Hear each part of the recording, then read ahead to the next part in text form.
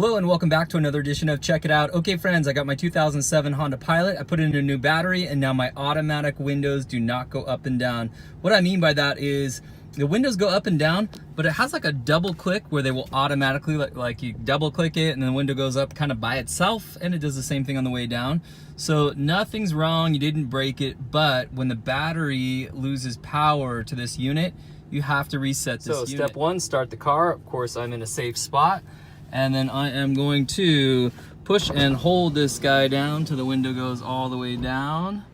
And I gave it an extra second or two there. And then I'm going to pull it and hold it all the way up. And it says to hold it for an extra couple seconds. And then I'll take my finger off. And then let's do a hard push on it. There you go. Let's try it on the way back up. That good tug on the way up. And the automatic window is reset.